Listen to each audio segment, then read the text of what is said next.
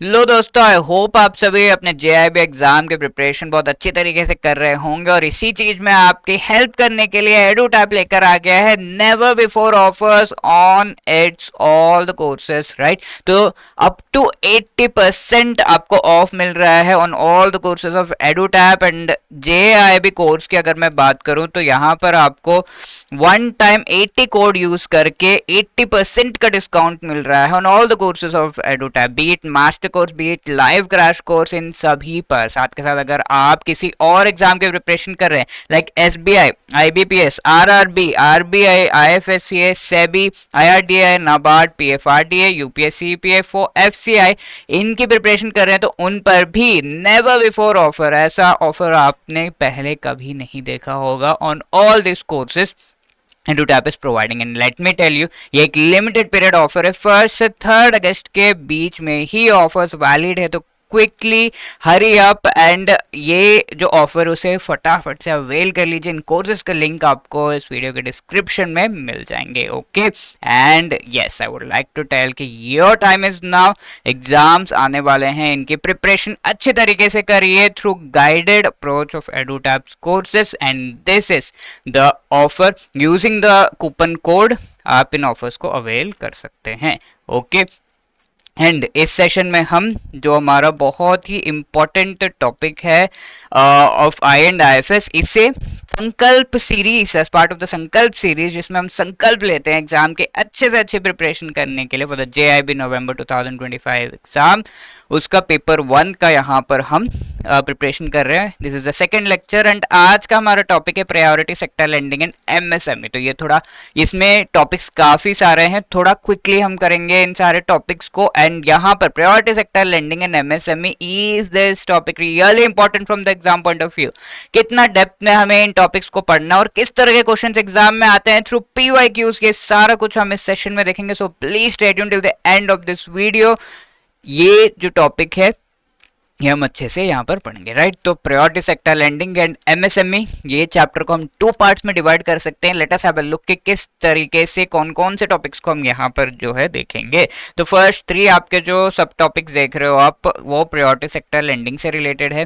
Then the rest 3 are related to the MSME. तो यहाँ सबसे पहले हम definition and role of priority sector क्या है वो देखेंगे। लिस्ट क्या है प्रायोरिटी सेक्टर्स का जो इंडिया में आइडेंटिफाई किए गए हैं, प्रायोरिटी सेक्टर लेंडिंग के नॉर्म्स एंड रूल्स क्या हैं, फिर डेफिनेशन देखेंगे। आगे हम एमएसएमई वाला पार्ट स्टार्ट करेंगे, तो यहाँ तक हमारा पीएसएल का पार्ट है। तो काफी सारे क्वेश्चंस इसमें आते हैं, डू नॉट वरी। ये जो 40 मिनट्स 1 घंटा हमारा होने वाला है, that will be really fruitful for you, let me tell you. 3-4 question तो ऐसे ही आ जाते हैं, दो इसमें से आते ही आते हैं एग्जाम में। तो डेफिनेशन ऑफ एमएसएमई, फिर रोल एंड सिग्निफिकेंस क्या है, रिसेंट इनिशिएटिव्स इनसे रिलेटेड क्या है, उनको भी हम इस सेशन में देखेंगे, राइट। तो let us quickly begin. First things first, what is priority sector and priority sector lending क्या होता है? तो प्रायोरिटी सेक्टर नाम से ही पता चल रहा है, हमने प्रीवियस सेशन में sectors of the Indian economy पढ़ा था। अब उन सेक्टर्स में से कुछ सेक्टर्स प्रायोरिटी के हैं।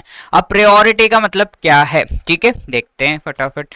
तो अगर किसी इकोनॉमी को, ये दो चीजें सबसे पहले हमें पता होना चाहिए कि ये दो priority sector lending and MSME important क्यों है हमारे इकोनॉमी के लिए, ठीक है। तो before the priority sector means ऐसे सेक्टर जहां पर ज्यादा से ज्यादा जो पॉपुलेशन इंडिया का है वो वर्क कर रहा है, ज्यादा से ज्यादा रूरल और बैकवर्ड जो पीपल है उनको हेल्प करने का एक मौका मिल रहा है, एंड ज्यादा से ज्यादा इनकम इंक्रीज करने का पोटेंशियल है इन सेक्टर्स में, ठीक है। तो उनको अब हेल्प की रिक्वायरमेंट है, तो government of India and RBI मिलकर कुछ रूल्स एंड नॉर्म्स बनाए हैं उन्होंने, जिनको इन जो priority sector lending norms and MSME के रूल्स के थ्रू फॉलो किया जा रहा है एंड उन्हें हेल्प किया जा रहा है। Why is this important? Economic growth के साथ साथ इक्विटेबल डिस्ट्रीब्यूशन भी बहुत ज्यादा इंपॉर्टेंट है, जहां पर हम ये कह रहे हैं कि एक इकोनॉमिक ग्रो करनी चाहिए, ग्रो तो करेगी, ऐसा नहीं है कि टॉप के जो 1% पीपल हैं जो बहुत ज्यादा रिच हैं वो ही आगे और रिच बनते जा रहे हैं, others also should get the chance, बाकियों को अभी अपना इनकम इंक्रीज करने का मौका मिलना चाहिए,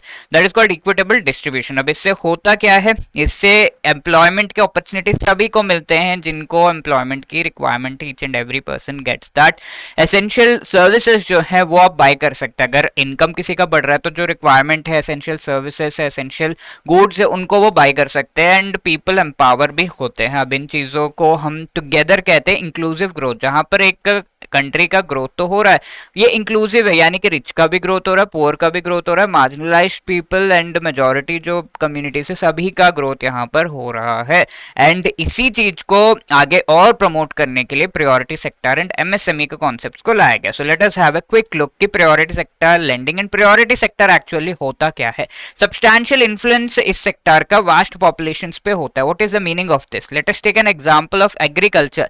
तो एज यू नो, आपने कई बार पढ़ा भी होगा कि एग्रीकल्चर सेक्टर में अराउंड 40% से ज्यादा पीपल जो इंडिया के हैं वो एम्प्लॉयड होते हैं, विच मीन्स अगर इस सेक्टर को हम कुछ हेल्प प्रोवाइड कर रहे हैं, that is going to percolate into the lives of all of these people जो इस एग्रीकल्चर सेक्टर में वर्क कर रहे हैं। तो हमने सब्सटैंशियल इन्फ्लुएंस इन वास्ट पॉपुलेशंस पे किया कि नहीं? Yes. So that is why agriculture को एक प्रायोरिटी सेक्टर माना जाता है। ये एक सेक्टर ऑफ द इकोनॉमी तो है, पिछले चैप्टर में हमने पढ़ा था, पिछले सेशन में पढ़ा था, फर्स्ट क्लास ऑफ संकल्प सीरीज ऑफ IE&IFS। अब ये प्रायोरिटी में क्यों है? बिकॉज एग्रीकल्चर में 40% से ज्यादा पीपल इंडिया के एम्प्लॉयड है, एंड ये बढ़ता जा रहा है, राइट? तो that is the thing, right? Apart from that weaker sections जो इंडिया के हैं उनको भी हेल्प की रिक्वायरमेंट है। Who are the weaker sections? SC ST, physically handicapped, rural areas, marginalised people, women.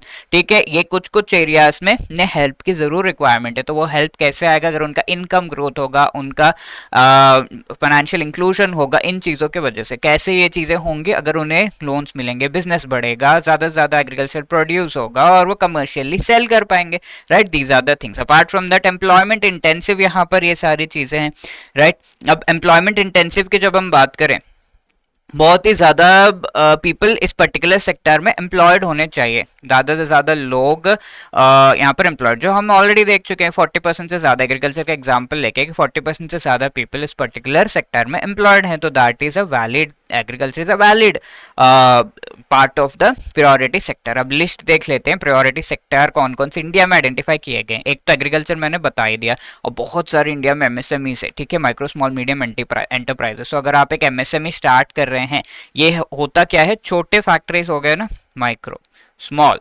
Medium and एक लार्ज एंटरप्राइज। ठीक है, एंटरप्राइज का मतलब है फैक्ट्री या फिर गोडाउन या वर्किंग एरिया, जहां पर उसे हम एंटरप्राइज कहते हैं। तो माइक्रो स्मॉल मीडियम एंटरप्राइज, ये छोटे जो कॉटेज इंडस्ट्रीज वगैरह अगर आप स्टार्ट कर रहे हैं, फॉर एग्जांपल कैंडल मेकिंग, अगरबत्ती मेकिंग वगैरह एग्जांपल्स हो गए। तो ये MSMEs एक्चुअली जो पुअर पीपल हैं, छोटे एंटरप्रेन्योर्स, उनको हेल्प करते हैं। तो दैट इज वाई MSMEs को अगर हम हेल्प प्रोवाइड करेंगे तो उस तरीके से हम इनको हेल्प प्रोवाइड करेंगे जो इसमें वर्क कर रहे हैं। एक्सपोर्ट क्रेडिट, जहां पर अगर MSMEs एक्सपोर्ट क्रेडिट इस लिस्ट में क्यों है? बिकॉज एक्सपोर्ट्स तो बहुत रिच पीपल वो सब भी करते हैं, डायमंड एक्सपोर्टर्स है, सब कुछ है, बट MSMEs मेजरली 40% से ज्यादा एक्सपोर्ट्स इंडिया के MSMEs से आते हैं। तो एक्सपोर्ट क्रेडिट, एक्सपोर्ट जो कर रहे हैं उनको अगर हम क्रेडिट देंगे, लोन देंगे, तो that will help the MSMEs। Education, housing, social infrastructure, renewable energy, weaker sections, इन सभी को हेल्प की रिक्वायरमेंट तो है ही है। अब एडिशनली रिसेंटली ऐड किया गया है, अगर कोई स्टार्टअप है तो बैंक फाइनेंस अगर स्टार्टअप को देता है, बिकॉज स्टार्टअप भी छोटा सा यूनिट जो है स्टार्ट कर रहे हैं, तो उनको बैंक फाइनेंस कर रहा है, तो वो जो फाइनेंस, वो जो लोन दे रहा है, वो प्रायोरिटी सेक्टर के टारगेट के अंदर ही आता है। प्रायोरिटी सेक्टर लेंडिंग किया है बैंक ने, ऐसा हम कह सकते हैं। फार्मर्स को अगर लोन दे रहे for installation of solar power plant से कंप्रेस्ड बायोगैस प्लांट्स एस्टेब्लिश करने के लिए, तो इनका meaning I hope you know already, ये रिन्यूएबल एनर्जी को प्रमोट करने वाले वी कैन से इनिशिएटिव्स हैं। ठीक है, तो इनको भी अगर लोन दिया जा रहा है बाय द बैंक, वो प्रायोरिटी सेक्टर लेंडिंग के अंडर आएगा। अब लेट अस सी कि प्रायोरिटी सेक्टर लेंडिंग के बेसिक नॉर्म्स क्या है जो RBI ने एस्टैब्लिश किए हैं। ठीक है, इसके बाद कुछ PYQs भी करेंगे, तो you will get to know कि कैसे क्वेश्चंस एग्जाम में आ रहे हैं।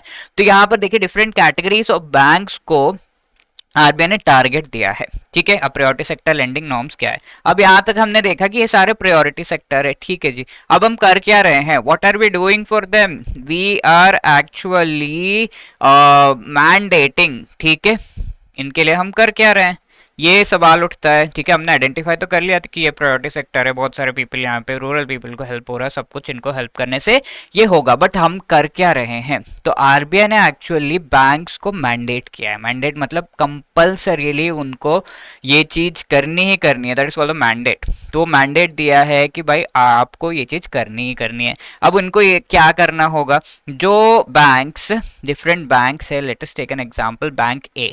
ये बैंक ए ने क्या किया है, 100 जो रुपीज है वो लोन में दिया है टू 100 पीपल लेट से। अब ये 100 रुपीज जो लोन में दिया, इसमें से एटलीस्ट आरबीआई ने कह दिया कि एटलीस्ट 40% आपको प्रायोरिटी सेक्टर वाले जो एंटिटीज है उनको ही लोन में देना है, या तो एग्रीकल्चर सेक्टर में MSME, export credit, education, housing, social infrastructure, renewable energy, ये सारा जो लिस्ट है इनमें से किसी एक को ही आपको ये लोन देना है। यानी कि 60% आप कहीं भी दो, 60 rupees I don't care, but 40 rupees should go to the priority sector only. तो उनको टारगेट इस तरीके से दे दिया जाता है कि भाई इतना तो आपको जरूर जरूर देना पड़ेगा। Now, if we see apart from this, different banks को different targets दिए गए हैं। Obviously, इन banks का existence different place में अलग अलग तरीके से होता है, and ये different type of audience को touch करते हैं, different type of audience को cater करते हैं। So that is why we can say इनको अलग अलग target दिया गया। For example, पहला देख लीजिए, domestic commercial banks है, regional rural banks and small finance banks। Foreign bank जिनका 20 एंड अबव ब्रांचेस है, ठीक है, 20 से ज्यादा जो ब्रांचेस हैं उनको अगर हम देखें यहाँ पर फॉरेन बैंक्स, उन के थ्रू वो भी वो अगर हम देखें बहुत ज्यादा रूरल एरियाज में आपको देखने को नहीं मिलेंगे, तो उनका टारगेट थोड़ा कम है, 40%। अब यहाँ पे देखिए 40% of what, ANBC and CEOBSE। ठीक है, तो ये दो चीजें क्या है, ANBC is the adjusted net bank credit. अब इसका मतलब क्या होता है, ये बैंक क्रेडिट यानी कि लोन जो दिया जा रहा है अब उसका नेट निकाला एंड एक फॉर्मूला बेस्ड एडजस्टमेंट उसकी की, ये एसेंशियली कितना क्रेडिट बैंक दे रहा है, कितना लोन बैंक दे रहा है, एडवांस इन्वेस्टमेंट जो बैंक कर रहा है, तो उसका एक एस्टिमेट देता है। उसमें से at least 40% should go to this priority sector, total priority sector का टारगेट है।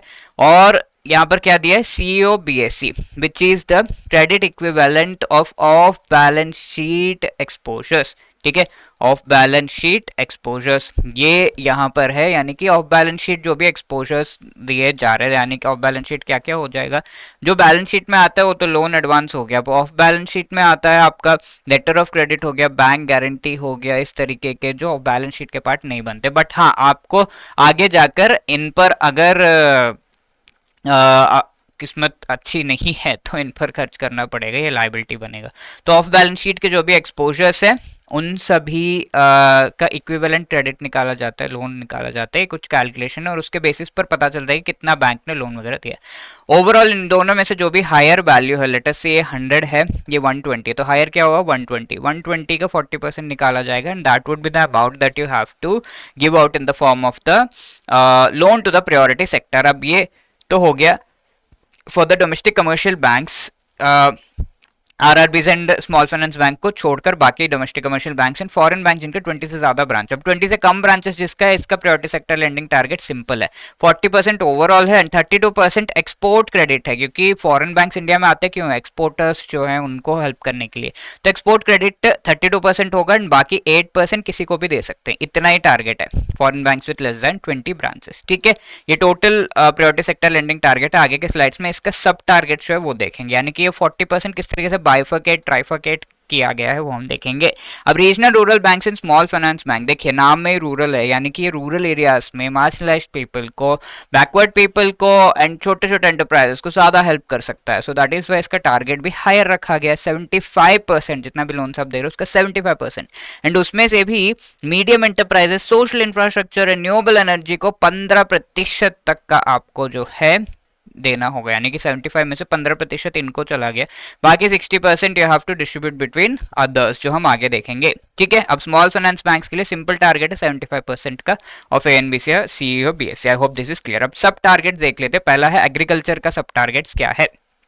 तो एग्रीकल्चर के लिए अगर हम यहाँ पर देखें तो 18% का आपको टोटल ओवरऑल एग्रीकल्चर से रिलेटेड टारगेट्स यहाँ पे दिए गए हैं, कि 18% जो आपका 40% है ना, उसमें से 18% will go to the 18% will go to the agriculture sector. ठीक है, एग्रीकल्चर इंपॉर्टेंट है, मैंने कहा था वो। अब यहाँ पर 18 में भी और सब टारगेट दिए गए हैं। With in this 14% is prescribed for non corporate farmers. ठीक है, जो नॉन कॉर्पोरेट फार्मर्स उनको 14%, और ये नॉन कॉर्पोरेट फार्मर्स का 14 है, बाकी 4% आप किसी और फार्मर को दे सकते हैं। अब ये 14 में से भी 10% ये नॉन कॉर्पोरेट फार्मर्स में से, non corporate are big and large farmers हो गए, अब non corporate are the smaller ones. तो नॉन कॉर्पोरेट फार्मर्स में से, उसमें से 10% स्मॉल एंड मार्जिनल फार्मर्स के लिए दिया गया, जिनका land area of the farm is very less. ठीक है, उनका जो क्रॉप लैंड एरिया है वो थोड़ा कम है जो वो ओन कर रहे हैं। तो दैट इज द थिंग। इस तरीके से पूरा जो डिवीजन है वो किया गया है। समझ में आया आपको?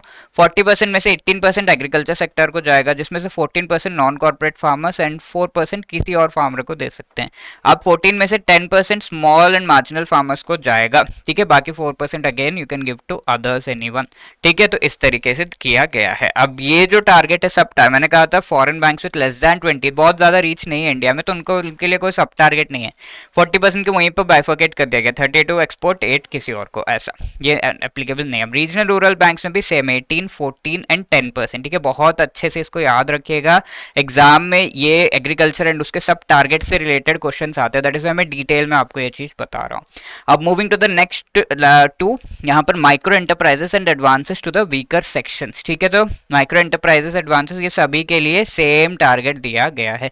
पहले ये जो वीकर सेक्शंस के लिए 15% था, बट ये नए जो रूल्स आए हैं उसमें सारा टारगेट सबके लिए सेम कर दिया गया। तो 7.5% टू द माइक्रो एंटरप्राइजेस ये है जो हमारा, इसमें 40% जो टारगेट था उसमें से 18 तो चला गया एग्रीकल्चर, बाकी 7.5% micro and 12% will go to the weaker section. ठीक है, तो इसी तरीके से ये 75% में से 18% will go to the agriculture, 7.5 micro enterprises and 12% to the weaker section, and 7.5 12%। तो माइक्रो एंटरप्राइजेस आप समझ रहे हैं, हमने एमएसएमई का फर्स्ट वाला जो एम है, this is a micro, then small medium, तो माइक्रो एंटरप्राइजेस को ज़्यादा जाना चाहिए, 7.5% डेजिग्नेटेड है। वीकर सेक्शंस ऐसे हैं जो कि इकोनॉमिकली या सोशली बैकवर्ड सेक्शंस है, जिनको बहुत ज़्यादा एक्सेस रिसोर्सेज का because of the economic and social backwardness नहीं मिल पाता है। ठीक है, तो these are the things. Can you just try to answer this question, which among the following is the correct overall priority sector lending target of the small finance bank. बहुत बार ये एग्जाम में आता है, and this is one question जो कि मई 2023 में भी पूछा गया था। Is it 40% of A and B C और C O B S E, 25%, 75 या 50%? क्या लगता है, क्या सही जवाब है? Yes, if you have answered C, it is absolutely correct. अभी अभी हमने देखा 75% है, तो स्मॉल फाइनेंस बैंक। ऐसे ही और कौन सा बैंक का 75 है? Regional rural bank. ठीक है, इसी तरीके से शेड्यूल्ड कमर्शियल बैंक्स एंड 20 से ज़्यादा जो फॉरेन बैंक्स हैं जिनका ब्रांचेस 20 से ज़्यादा है इंडिया में, उनका क्या टारगेट है? 40% है। 20 से लेस जो फॉरेन बैंक ब्रांचेस इंडिया में है उनका टारगेट भी 40% है ओवरऑल। ठीक है, सब टारगेट्स क्या है फटाफट रिवाइज कर ले। 18% टू द एग्रीकल्चर, जिसमें से 14% नॉन कॉर्पोरेट फार्मर्स, जिसमें से 10% पक्का स्मॉल एंड मार्जिनल फार्मर्स को जाना चाहिए, ये तीनों के लिए है। 7.5% माइक्रो एंटरप्राइजेस तीनों के लिए, वीकर सेक्शंस में 12% तीनों के लिए सेम टू सेम है। ठीक है, तो that is the thing, and these were the aspects that we had to study about the priority sector lending norms. ठीक है, तो this next would be the fourth topic, not fifth one, fourth topic, जहां पर MSME का definition हम देख रहे हैं। ठीक है, तो ये एमएसएमई का डेफिनेशन फरवरी में आया था, तो ऑब्वियसली ये न्यू डेफिनेशन आपसे एग्जाम में पूछा जाएगा। वैसे ही ये जो प्रायोरिटी सेक्टर लेंडिंग नॉर्म्स है ये थोड़ा न्यू आया है, जून में आया था, तो देयर इज एम्बिग्यूटी के आएगा नहीं आएगा, but anyway we will learn the new ones only. और पुराने वाले में ये डिफरेंस था कि ये नॉन कॉर्पोरेट फार्मर वाला नहीं था, बाकी सब सेम है।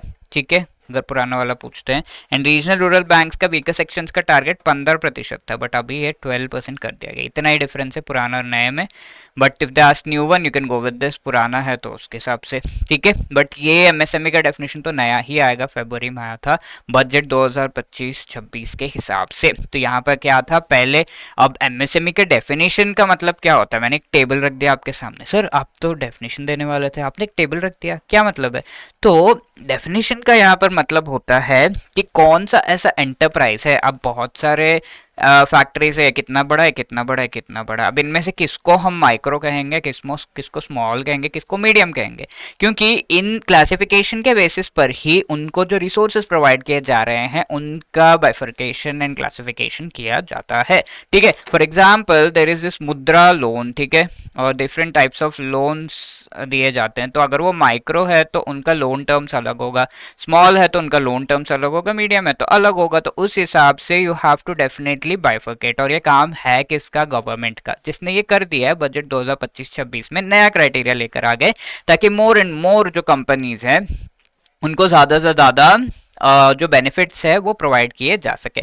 अब देखिए ये क्लासिफिकेशन कैसे किया जाता है। There is an objective classification and a composite classification. Composite है फॉर द होम। कॉम्पोजिट का मतलब क्या है, सारे जो manufacturing units and service units है सबके लिए सेम क्राइटेरिया अप्लाई करता है। ये क्राइटेरिया किन चीजों के बेसिस पर होता है कि इस पर्टिकुलर कंपनी फैक्ट्री में कितना इनिशियल इन्वेस्टमेंट गया और वो इन्वेस्टमेंट को यूटिलाइज करके एक साल के बाद उनका प्रॉफिट यानी कि टर्नओवर जिसे कहा जाता है वो कितना आ रहा है। ठीक है, तो उसके बेसिस पर ये क्लासिफिकेशन किया जाता है। अब देखिए पहले क्या रूल्स थे वो हम देख लेते हैं एंड कैसे मॉडिफाई हुए हैं वो भी हम देख लेते हैं। तो पहले नॉर्म था कि माइक्रो एंटरप्राइज में अगर इनिशियली फी से कितना करोड़ रुपए जो है, ये करोड़ों में है, करोड़ में है, करोड़ है नॉट करंट, क्रोर्स। ठीक है, तो ये हाँ करंट यानी कि जो ऑलरेडी था वो है and that too in the crore ये दिया हुआ है। ठीक है, तो 1 करोड़ अगर जा रहा है into the micro enterprise as a investment, तो इसका टर्नओवर अगर 5 करोड़ तक, 5 करोड़ होना चाहिए एक्चुअली, 5 करोड़ तक आ रहा है तो that is called the micro. तो देखिए 5 टाइम्स अगर इंक्रीज हो रहा है। इसी तरीके से अगर हम देखें स्मॉल में क्या है, 10 करोड़ अगर इनिशियल इन्वेस्टमेंट जा रहा है एंड एक साल के बाद 50 करोड़ का उसका जो टर्नओवर आ रहा है यानी कि 5 टाइम्स अगेन।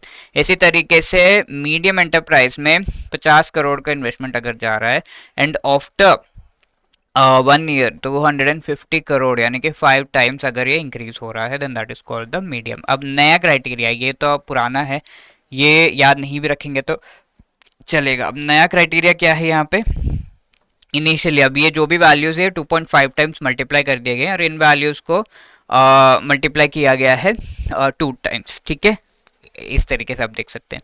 तो ये 2.5 करोड़ अगर जा रहा है इनटू अ पर्टिकुलर फैक्ट्री और इसका टर्नओवर 4 टाइम्स, ठीक है, 10 करोड़ तक आ रहा है, then that will be called a micro enterprise. इसी तरीके से अगर इनिशियल इन्वेस्टमेंट 25 करोड़ जा रहा है एंड 4 टाइम्स उसका क्या होगा, 100 करोड़ बाहर आ रहा है आफ्टर 1 ईयर, तो that is the small enterprise. And medium enterprise में 125 करोड़ इनिशियल इन्वेस्टमेंट जा रहा है एंड 500 करोड़ जो है वो आपका निकल कर आ रहा है 4 टाइम्स, तो that is the medium enterprise. ठीक है, तो नया जो क्राइटेरिया वो आपको पढ़ लेना है 2.5, 10, 25, 100, 125, 500। अगर आप ये भी याद रखे है ना और इसको 4 टाइम्स मल्टीप्लाई करने से आपको टर्नओवर के वैल्यूज आ जाएंगे। अगर इतना भी याद है तो यू कैन डू इट। ठीक है, तो I hope you will be able to remember this. Now please answer this question. Although मैंने इसको मॉडिफाई कर दिया, उस समय के वैल्यूज के हिसाब से था ये, बट मैंने अब ये मॉडिफाई कर दिया बिकॉज हमें नए वैल्यूज पढ़ने हैं। As per the latest definition of MSME of Indian government for a small enterprise, investment in plant and machinery should not exceed.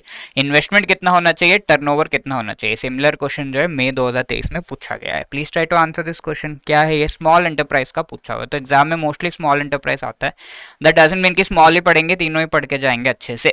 ठीक है, तो स्मॉल एंटरप्राइज का है क्या, yes, if you have answered C. देखिए small enterprise में क्या है, 25 करोड़ इन्वेस्टमेंट एंड ये याद है 2.5, 25, 125, ये याद रखिए बस। इंटू 4 करेंगे तो आपको जो टर्नओवर का वैल्यू है वो आ जाएगा 25 crore and 100 crore. So C would be the right answer. ठीक है, ऐसे अगर हम ये क्वेश्चन देखिए तो अभी भी रिलेवेंट है, अक्टूबर 2024 का क्वेश्चन।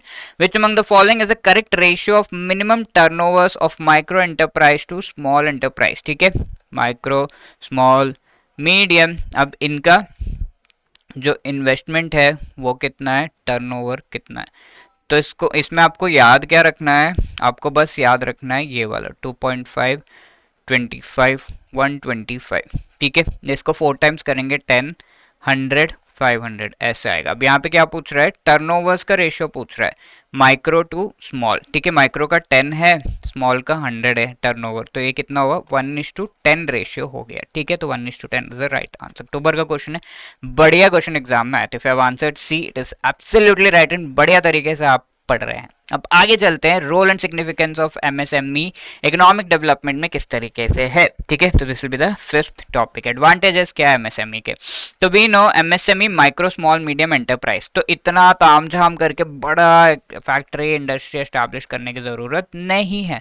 तो जरूरत है क्या, डोमेस्टिक प्रोडक्शन को प्रमोट कर रहा है कि इंडिया के अंदर ही प्रोड्यूस हो रहा है, तो हमारा गवर्नमेंट का एम भी है कि मैन्युफैक्चरिंग इंडिया में और प्रमोट किया जाए, तो वो डेफिनेटली प्रमोट हो रहा है with the growth of the MSMEs in India.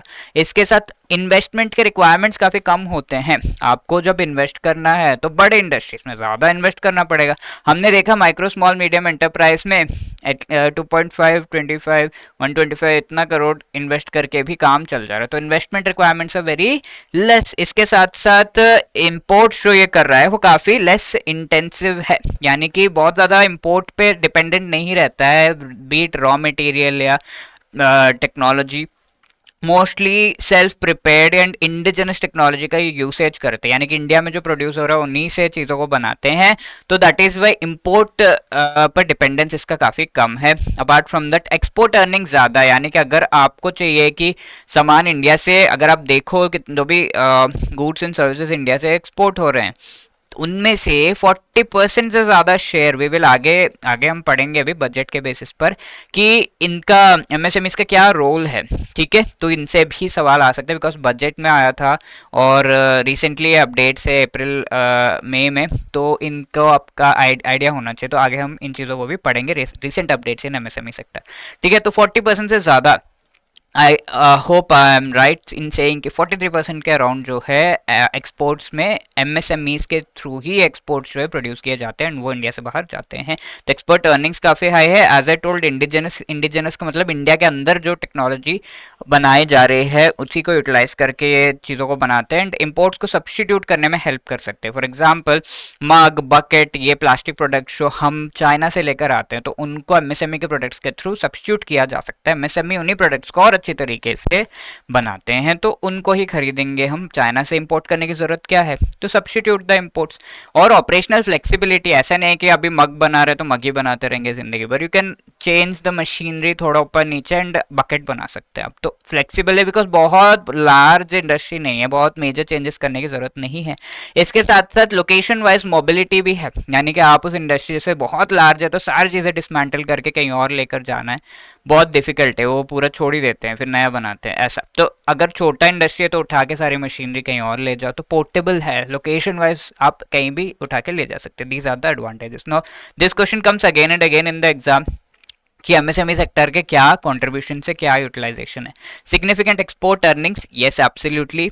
Low investment requirements, yes. Imports को सब्स्टिट्यूट करने में हेल्प कर रहा है। कॉम्पिटिटिवनेस है डोमेस्टिक एंड एक्सपोर्ट मार्केट्स में, absolutely। so if you have answered D 1 2 3 and 4, so you are absolutely right in this, ठीक है। अब आगे देख रहे हैं फीचर्स क्या है एमएसएमई के, तो MSME small and medium enterprise पूरा दुनिया ग्लोबली अगर हम देखें 90% बिजनेस जो भी किया जाता है वो एमएसएमई के थ्रू, ऐसा नहीं कि बहुत लार्ज इंडस्ट्रीज है, और ये एमएसएमई 50% ग्लोबल एम्प्लॉयमेंट भी सभी को प्रोवाइड करते हैं, बहुत ही डाइवर्स प्रोडक्ट्स बनाते हैं। जीडीपी में इंडिया में अगर हम देखें 33% का अराउंड कंट्रीब्यूशन है, 30% ग्रॉस वैल्यू एडेड, ठीक है। GDP and gross value added national income का एक आइडिया देते हैं जो हम आगे पढ़ेंगे आगे के चैप्टर्स में।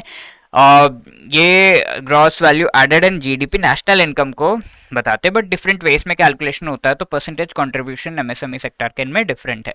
अब बैंक क्रेडिट ग्रोथ 12%, 13-14% तक का ग्रोथ रहता है कि इस साल जितना लोन्स एमएसएमई को दिया अगले साल कितना दे रहे हैं, तो वो ग्रोथ को हम बैंक क्रेडिट ग्रोथ कहते हैं।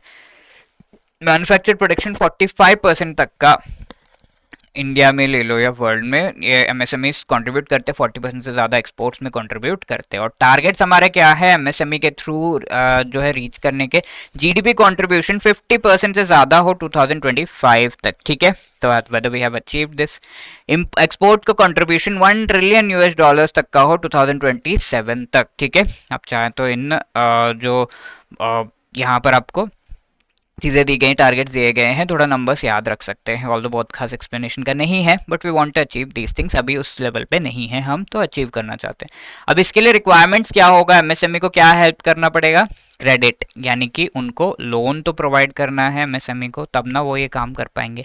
तो प्रायोरिटी सेक्टर लेंडिंग के थ्रू आधा काम तो आरबीआई ने कर दिया, अब बाकी बैंक का काम बचा।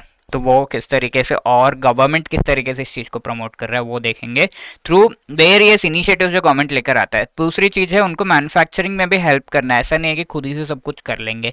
इंडिजिनस टेक्नोलॉजी है तो ऑब्वियसली कुछ सही होगा कुछ नहीं होगा, तो उसके हिसाब से they have to move ahead. तो manufacturing support, innovation and entrepreneurial support भी इन्हें मिलना चाहिए कि नए नए प्रोडक्ट्स ये बना पाए, और ज़्यादा से ज़्यादा इसमें जो पीपल के वंडरफुल आइडियाज़ है उनको प्रोडक्ट्स में कन्वर्ट करने का हेल्प उन्हें मिल पाए। साथ के साथ मार्केट सपोर्ट भी इन्हें मिलना चाहिए, प्रोक्योरमेंट यानी कि मार्केट से मार्केट में अपने प्रोडक्ट्स को वो किस तरीके से ले जा सकते हैं, उनकी पब्लिसिटी, उनका जो एडवर्टाइजमेंट है, एंड डिफरेंट कंट्रीज में कैसे रीच कर सकते हैं इन प्रोडक्ट्स को लेकर। और साथ के साथ जो एमएसएमई प्रोडक्ट्स बना रहा है उनको खरीदेगा कौन, तो गवर्नमेंट का प्रोक्योरमेंट रिलेटेड इनिशिएटिव्स है, तो वो प्रोक्योर भी करते हैं कि हाँ फटाफट से इनके जो प्रोडक्ट्स इन्होंने बनाए हैं, डिपार्टमेंट्स जो गवर्नमेंट डिपार्टमेंट्स है उनको टारगेट भी दिया गया, उनको मैंडेट दिया गया, कंपल्सरी किया गया है कि आपको यहाँ से ही अगर आपको स्टेशनरी लेना है तो एमएसएमई से ही खरीदना है और उनको आपको पेमेंट करना होगा इस तरीके से। ठीक है, तो क्रेडिट के इनिशिएटिव्स जो है, सबसे पहला जो हेल्प मिल रहा है क्रेडिट का, तो उसके इनिशिएटिव्स क्या है वो हम देख लेते हैं। तो एक तो है उद्यमी मित्र पोर्टल, वंडरफुल पोर्टल जहां पर एमएसएमई जिनको लोन चाहिए, बैंक जो लोन दे सकते हैं उनको कनेक्ट किया जाता है। It is like peer to peer lending portal हम कह सकते हैं, started by SIDBI, small industries development bank of India. तो एग्जाम में पोर्टल से रिलेटेड बार बार क्वेश्चन आता है, एक तो एम आता है जो मैंने बता दिया, दूसरा किसके द्वारा ये पोर्टल स्टार्ट किया गया है वो भी मैंने बता दिया, SIDBI, small industries development bank of India. ऐसे डिजिटल एमएसएमई के थ्रू डिजिटल जो नए क्लाउड कंप्यूटिंग हो गया, आर्टिफिशियल इंटेलिजेंस हो गया, इनका यूज करके और भी इजीली एमएसएमईज को कैसे हेल्प किया जा सकता है, एक ही सिंगल प्लेटफॉर्म पे, सिंगल विंडो पे क्रेडिट लेने से रिलेटेड किस तरीके से सारे कंप्लायंसेस को एमएसएमईज फुलफिल करते हुए क्रेडिट एंड लोन ले सकता है, इसमें इसकी हेल्प की जाती है। अक्टूबर 2023 का ये क्वेश्चन है, please try to answer. Which among the following initiatives has been launched by SIDBI to improve accessibility and credit and hand accessibility of credit and hand holding services to MSMEs. ठीक है, credit and loan provide करना and MSMEs को services, hand holding services provide करना, इससे related कौन सा portal लाया गया, तो इज इट उद्यमी मित्र पोर्टल, एमएसएमई संबंध पोर्टल, स्फूर्ति स्कीम या फिर एस्पायर स्कीम। इन स्कीम्स के बारे में हम आगे पढ़ेंगे ना। Udyami Mitra portal is actually the right answer. ठीक है, इस पर हमेशा आपको आंकड़े भी मिलते हैं कि कितने एमएसएमईज ने रजिस्टर किया, because any MSME has to register on the Udyami Mitra portal, तो रजिस्ट्रेशन के हिसाब से इसका भी आइडिया प्रोवाइड किया जाता है। तो option A is the right answer. अब क्रेडिट रिलेटेड और भी यहाँ पर इनिशिएटिव्स है, राइट। तो credit linked capital subsidy scheme है, तो ये credit linked capital subsidy scheme में किया क्या जाता है, किस एमएसएमईज को लोन दिया जाता है, बट ये लोन किस चीज से रिलेटेड, किस तरीके से दिया जाता है, that is main thing, main question in this regard. ठीक है, तो यहाँ पर अगर हम देखें, scheme is to facilitate technology upgradation of MSME. ठीक है, अगर कोई एमएसएमई अपने टेक्नोलॉजी को अपग्रेड कर रहे हैं कि अभी प्रेजेंट टेक्नोलॉजी ये है and I want to upgrade it, ठीक है, तो इस तरीके से तो उनको लेट से 2 करोड़ रुपीस का रिक्वायरमेंट है, तो government of India will provide 15% subsidy, यानी कि उसमें से 15% गवर्नमेंट ऑफ इंडिया खुद से दे देगा, या फिर मैक्सिमम 1 करोड़ तक जो है अवेल किया जाएगा, यानी कि इसमें से 1 करोड़ गवर्नमेंट ने दे दिया, 1 करोड़ खुद अपना यूज करके एमएसएमई ने ये जो चीज है वो इसमें जो भी अपग्रेडेशन है टेक्नोलॉजी का वो कर लिया। ठीक है, तो इस तरीके से for induction of well established improve technology, 51 सब सेक्टर्स में ये वर्क कर रहा है, upgrade their plan, state of the art technology वगैरह और वो लेकर आ रहे हैं, तो दिस विल हेल्प। ठीक है, अब इसी से रिलेटेड जून 2024 में ये क्वेश्चन है, which among the following is the aim of credit linked capital subsidy scheme, providing business opportunity to women and SC/ST, creating new jobs and reducing unemployment, organizing traditional industries and artisans into clusters, upgradation of technology for MSMEs। तो obviously the correct answer here is yes, D is the right answer। ठीक है, और ये बाकी जो है इनसे related भी इनिशिएटिव्स हम देखेंगे एंड हम वापस इस क्वेश्चन पे आएंगे और इसको देखेंगे कि ये किस पर्टिकुलर इनिशिएटिव से रिलेटेड बात की जा रही है। ठीक है, चलिए, अब एक तो हो गया क्रेडिट रिलेटेड इनिशिएटिव्स हमने देख लिया, स्कीम्स देख लिया। अब मैन्युफैक्चरिंग रिलेटेड सपोर्ट किस तरीके से प्रोवाइड किया जा रहा है कि आप ज्यादा से ज्यादा मैन्युफैक्चरिंग करो, अच्छे से करो, तो वो मेक इन इंडिया स्कीम के थ्रू प्रोवाइड किया जा रहा है। ठीक है, तो मेक इन इंडिया स्कीम से मेन एम हमारी जो गवर्नमेंट का है, it is to attract the manufacturing industries in India. For example, Apple के जो ओवरसीज प्रोडक्शन है उसमें से एक जो है इंडिया में प्रोडक्शन यूनिट को स्टैब्लिश किया गया, सो दैट इंडिया में ही प्रोड्यूस करके एप्पल के फोन्स हो गए, गैजेट सारे जो हैं वो सब बाकी पूरे दुनिया में इंडिया में सेल किया जा सके, because obviously India is a very big market of these products. Launch year इस इनिशिएटिव का 2014 है, ministry of commerce and industry के द्वारा ये स्टार्ट किया गया है। इसके अलावा एफईसी इसके काफ़ी सारे टारगेट्स है, मैन्युफैक्चरिंग ग्रोथ 12 to 14% होना चाहिए पर एनम, जीडीपी में मैन्युफैक्चरिंग का शेयर 16 to 25% कर देना है, 100 million additional jobs, 27 sectors, DPIT के द्वारा एक्शन प्लान्स कोऑर्डिनेट करना, department of commerce, service sector से related action plans. And main important thing is इसके 4 पिलर्स है मेक इन इंडिया स्कीम के, जिनको आपको याद रखना होगा, ये एग्जाम में बार बार पूछा जाता है। पहला क्या है, न्यू प्रोसेसेस, ठीक है, new infrastructure, second, third is new sectors and fourth is new mindset. तो न्यू प्रोसेसेस क्या है, यहाँ पर integrating government of service, single window पे सारे जो अगर मैन्युफैक्चरिंग कर रहे हैं तो उनको बहुत सारे कंप्लायंसेस, बहुत सारे परमिशंस लेने पड़ते हैं, तो इन सभी चीज़ों से रिलेटेड कंप्लायंस परमिशन वो एक ही प्लेटफॉर्म पे ले सके, इससे रिलेटेड हेल्प। न्यू इंफ्रास्ट्रक्चर, इसके लिए नया इंफ्रास्ट्रक्चर लाना पड़ेगा ना, बीट कंप्यूटर रिलेटेड जो इंफ्रास्ट्रक्चर है या फिर वो हार्ड इंफ्रास्ट्रक्चर है, यानी कि infrastructure which is actually roads build कर रहे हैं या रेलवेज हैं, बड़े बड़े रेल ट्रैक्स हैं एंड ऑल, ठीक है, तो वो न्यू इंफ्रास्ट्रक्चर भी हमें लेकर आना पड़ेगा, then only all of the manufacturing units जो है वो ज़्यादा से ज़्यादा उनको एम्प्लॉयमेंट भी मिलेगा और उनको हेल्प भी मिलेगा। ठीक है, मैन्युफैक्चरिंग जो यूनिट्स हैं, न्यू सेक्टार्स में ज़्यादा से ज़्यादा मैन्युफैक्चर करना है, for example defence production, insurance, medical devices, construction, railway, insurance, medical, ठीक है, तो रेलवेज इंफ्रास्ट्रक्चर एक एग्जांपल हम ले सकते हैं, जिसमें पहले प्राइवेट सेक्टर को ज़्यादा इंटरफेयर करने नहीं दिया जाता था, बट अब उन्हें भी इंटरफेयर करने दिया जाएगा। Interference does not mean negative sense, but या इन्हें भी प्रोडक्शन करने को हेल्प किया जाएगा, क्योंकि टेक्नोलॉजी डिस्क्लोज नहीं की जाती थी, अब है कि private entities will also help in the production activities. अब न्यू माइंडसेट यहाँ पर कि economic development of the country में government as well as the private industries, joint partnerships, ये सभी चीज़ों को नए माइंडसेट को लेकर, ये इनके पुराने तरीके से सोच रहे और गवर्नमेंट ही सारा कुछ कर रहे हैं, वो नहीं, ठीक है। तो क्या क्या है, 4 पिलर्स क्या है, new processes, new infrastructure, new sectors and new mindset, ये 4 चीजों को ध्यान में रखकर आपको चलना होगा। अब ये मई 2025 का लेटेस्ट एग्जाम का क्वेश्चन आपके सामने, which among the following is और are the pillar of the make in India initiative, ठीक है, new processes, new infrastructure, new sector या न्यू माइंडसेट, इनमें से कौन सा है part of this particular make in India initiative? New process है, न्यू इंफ्रास्ट्रक्चर है, सेक्टर है, माइंडसेट है, चारों चीजें। So D 1 2 3 and 4 would be the right answer for this question, ठीक है। अब आगे next initiative manufacturing support related, it is production linked incentive scheme, यानी कि अगर आप प्रोडक्शन 100 कर रहे हैं इस साल, अगले साल इसे 200 बढ़ा रहे हैं, तो ये जो एक्स्ट्रा 100 आपने बढ़ाया, इंक्रीज किया, for that we will be providing you incentives and you will be provided help, ठीक है।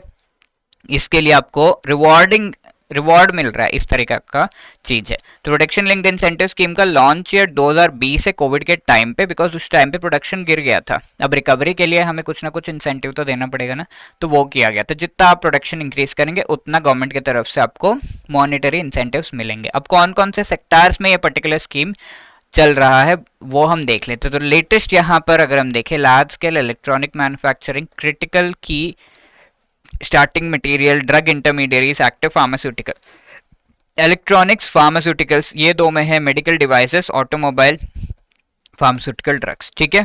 तो इन चीज़ों में है, इनका प्रोडक्शन अगर इंक्रीज किया जा रहा है तो obviously those industries units will be getting the incentive. Speciality steel, special type of steel है, telecom, networking products, IT hardware, white goods like air conditioner, LEDs, food products से रिलेटेड है।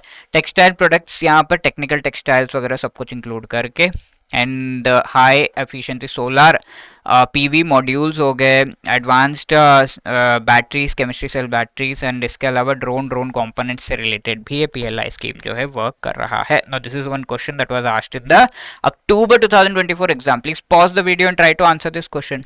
Which among the following sector is included as part of PLI scheme for MSMEs? Mobile manufacturing, medical device and automobiles. तो let me tell you, mobile manufacturing is also included. JIB अक्टूबर 2024 का question है, तो उस time पे ये भी था. ठीक है, अब यहाँ अगर हम देखें मेडिकल डिवाइसेस, ऑटोमोबाइल्स तो हमने लिस्ट में पढ़ाई है, तो 1, 2 and 3 D would be the right answer. ठीक है, अब नेक्स्ट इंपॉर्टेंट यहाँ पर इनिशिएटिव है स्टैंड अप इंडिया इनिशिएटिव. अब हमने मैन्युफैक्चरिंग रिलेटेड हेल्प तो देख लिया. अब अगर कोई नया जो है इंडस्ट्री स्टार्ट करना चाहता है, छोटा सा यूनिट स्टार्ट करना चाहता है, एंटरप्रेन्योरशिप से रिलेटेड हेल्प चाहिए, तो वो ये स्टैंड अप इंडिया स्कीम के थ्रू दिया जा रहा है. तो basically stand up India scheme में कौन एलिजिबल है? SC, ST and women entrepreneurs के लिए मेनली ये स्कीम है.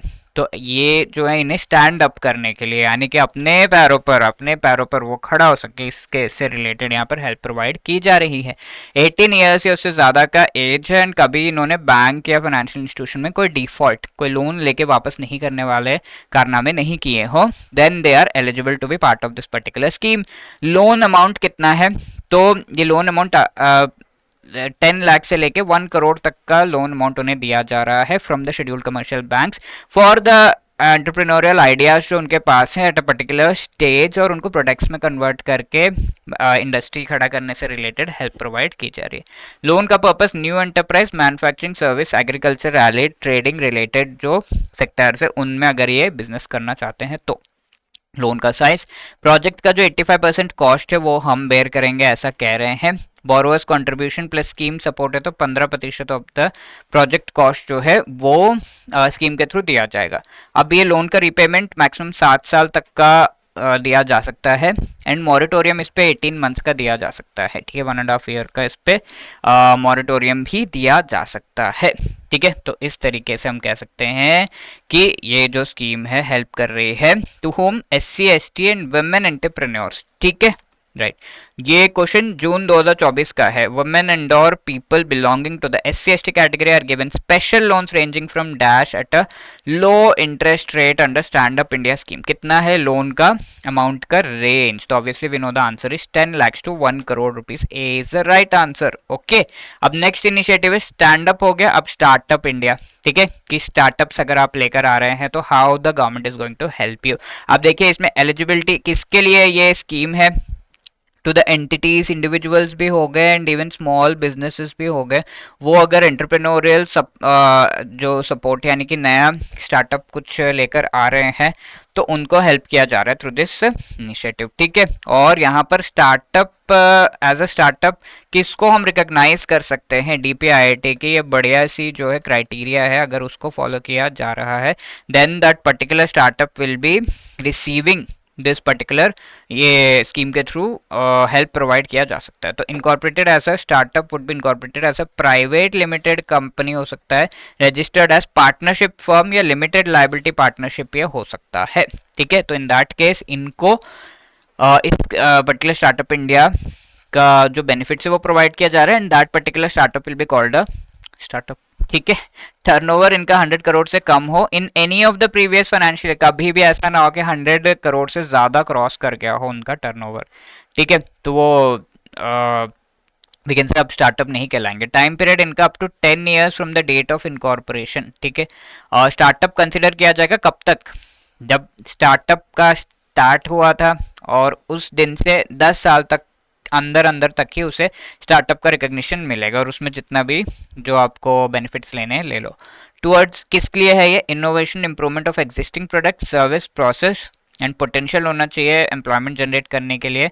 और इसमें एन एंटिटी जो कि स्प्लिट अप हो रहा है, रिकंस्ट्रक्ट हो रहा है, रिफर्बिश हो रहा है, चेंज हो रहा है, तो उसे स्टार्टअप नहीं कंसिडर किया जाएगा. तो रिगरस यहाँ पे डेफिनेशन स्टार्टअप की दी गई. सारे रूल्स जो एलिजिबिलिटी नॉर्म्स है अगर फॉलो कर रहा है तो that will be called a startup, and उस स्टार्टअप को स्टार्टअप इंडिया स्कीम के बेनिफिट्स मिलेंगे. अब इसके कोर फीचर्स क्या है देख लेते हैं. तो ईज ऑफ डूइंग बिजनेस, यहाँ पर simplified compliance, self certification, single window clearance, उनके लिए सारे बिजनेस करने से रिलेटेड जो रूल्स रेगुलेशंस कंप्लायंसेस है वो और सिंप्लीफाई एंड ईजी पॉलिसी किए जा रहे हैं। टैक्स बेनिफिट्स यहाँ पे दिए जा रहे हैं, tax exemptions 3 consecutive financial years के लिए। फाइनेंशियल सपोर्ट 10,000 करोड़ का fund of funds for startup इस स्टार्टअप इंडिया स्कीम से अटैच्ड है, तो इसमें से पैसा निकाल के उनको दिया जाता है so that they can also prosper. Sector specific policies है बायोटेक्नोलॉजी, एग्रीकल्चर, रिन्यूएबल एनर्जी जैसे सेक्टर्स को प्रमोट करने के लिए। ठीक है, तो please try to answer this question, which among the following is the aim of startup India. ठीक है, मई 2025 का ये क्वेश्चन है। To provide loans to women, SC ST। अब आप बाकी जो रॉन्ग ऑप्शन है उनका भी आपको बताना होगा कि कौन से स्कीम के बारे में बता रहे हैं। Upgrade the machinery of MSME, bridge the gap between availability of fund from budgetary source and real financial requirements, create a robust environment for fostering innovation, promoting long-term economic growth and creating large-scale employment opportunities।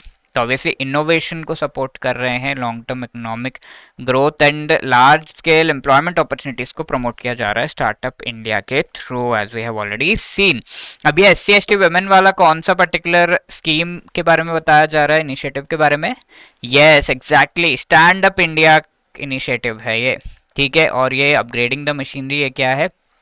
Credit linked subsidy scheme. ठीक है, credit linked credit से अगर आप credit link capital subsidy scheme, अगर आप कोई upgradation of technology कर रहे हैं तो उसमें ये पर्टिकुलर स्कीम के थ्रू आपको हेल्प किया जाएगा। तो ये हो गया स्टार्टअप इंडिया। अब आगे हम बढ़ रहे हैं प्रधानमंत्री एम्प्लॉयमेंट गारंटी प्रोग्राम। तो इसके थ्रू अगर आप नया एक एंटरप्रेन्योर, नया एक वेंचर जो है स्टार्ट कर रहे हैं तो you will be getting the support. ठीक है, मैक्सिमम प्रोजेक्ट कॉस्ट आपका जो भी है न्यू प्रोजेक्ट का 50 लाख मैन्युफैक्चरिंग सेक्टर में, 20 लाख इन सर्विस सेक्टर होना चाहिए। इससे ऊपर के प्रोजेक्ट्स को इस पर्टिकुलर स्कीम का बेनिफिट नहीं मिलेगा। और इसमें सब्सिडीज प्रोवाइड किए जा रहे हैं different category of people and entities को, like SC ST, OBC, minority, women, ex serviceman, transgender, differently abled, NER and aspirational district, hill and border areas जो है, जो पीपल रह रहे हैं उनको 25% to 35% जो है सब्सिडी, जो भी वो नया वेंचर स्टार्ट करे उसमें 25 to 35% का जो है हेल्प गवर्नमेंट ऑफ इंडिया करेगी। जनरल कैटेगरी के जो है उनमें 15 and 25% का हेल्प करेगी।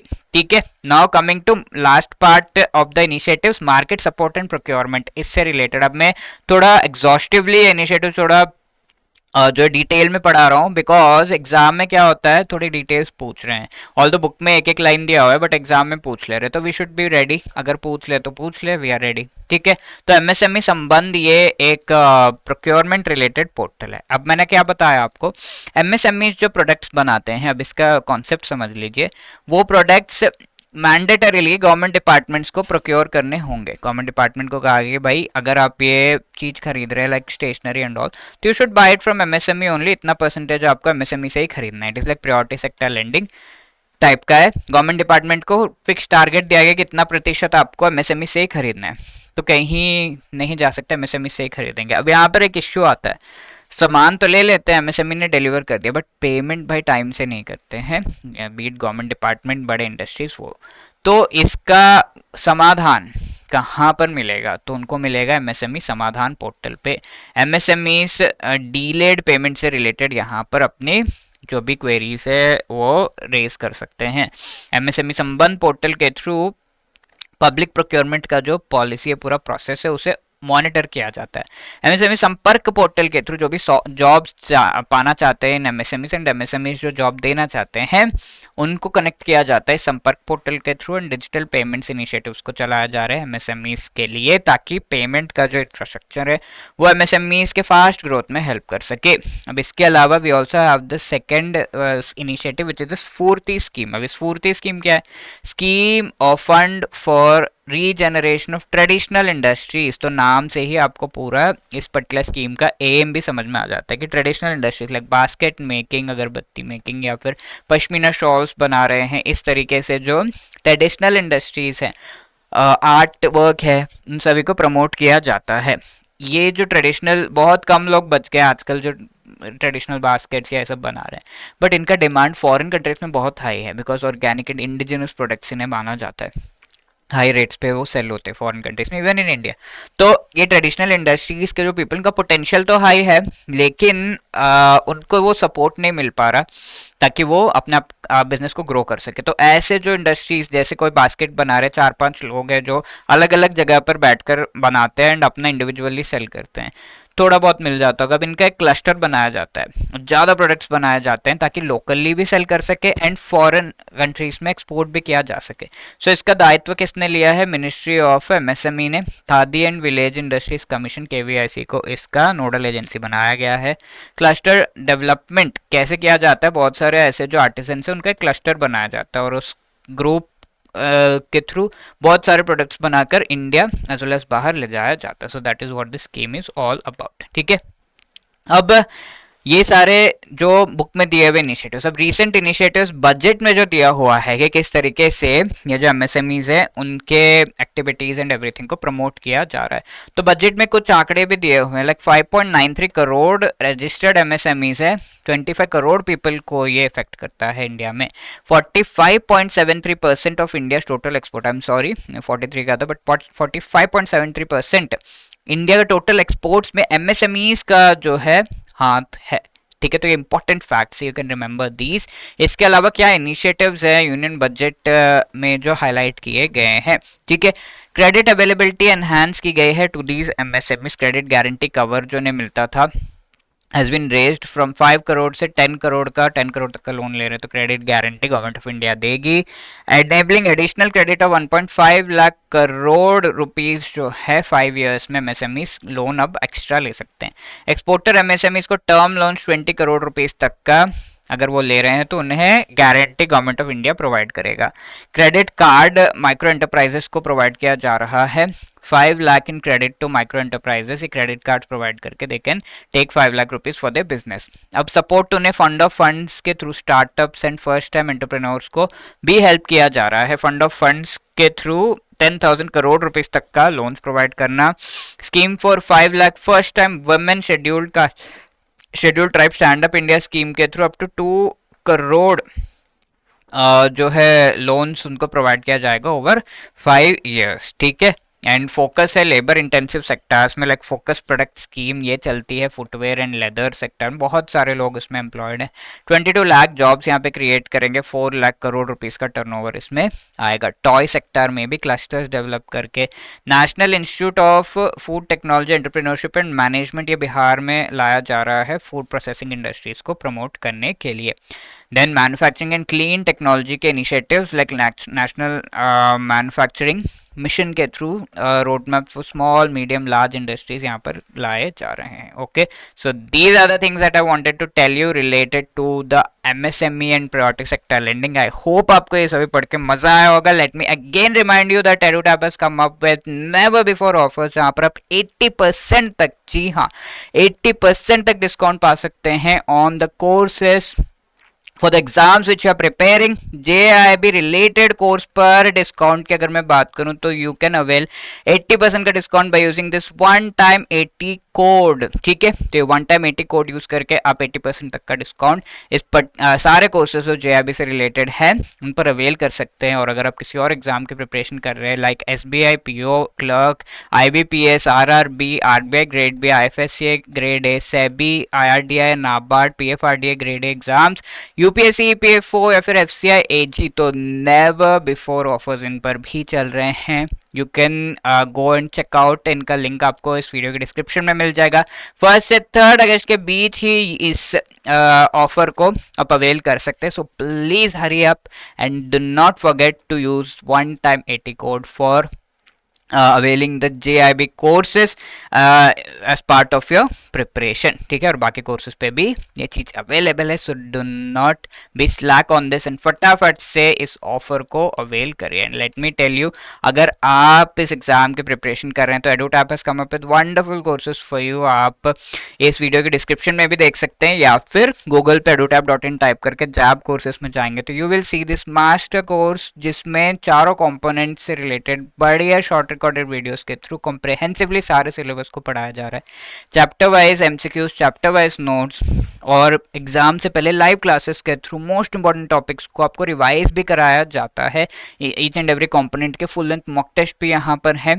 ठीक है, everything that you can imagine required for the exam preparation is there in this particular जो कोर्स है 8 एंड 12 मंथ्स के variants and one time 80 code use करके आप 80% का डिस्काउंट प्रेजेंटली 3 अगस्त तक पा सकते हैं। एंड यहाँ इफ आई टेल यू कि ईच एंड एवरी जो कंपोनेंट है उससे रिलेटेड भी मास्टर कोर्स है, I and I F S, PPB, FM, RBWM and together live crash course भी अवेलेबल यहाँ पर है। तो इसमें लाइव क्लासेस के थ्रू आपको मोस्ट इंपॉर्टेंट टॉपिक्स पढ़ाए जाते हैं, chapter wise quiz, short notes, full length mock test, solve previous question, सब कुछ इस पर्टिकुलर चीज में अवेलेबल है, कोर्स में अवेलेबल है। And here also you can avail the particular discount by using the code one time 80। और इसके अलावा अगर आपको कोई भी क्वेरी है, you can always call us on this number और drop a mail at hello@edutap.co.in। I hope you enjoyed this session. If you have anything to say, any suggestion, अगर आपको सही में ये सेशन अच्छा लगा तो please do not forget to drop in your comment in the comment section कि आपको ये सेशन कैसा लगा और क्या हम ऐसे सेशंस और कंटिन्यू करें। Wishing you all the best. Thank you so much.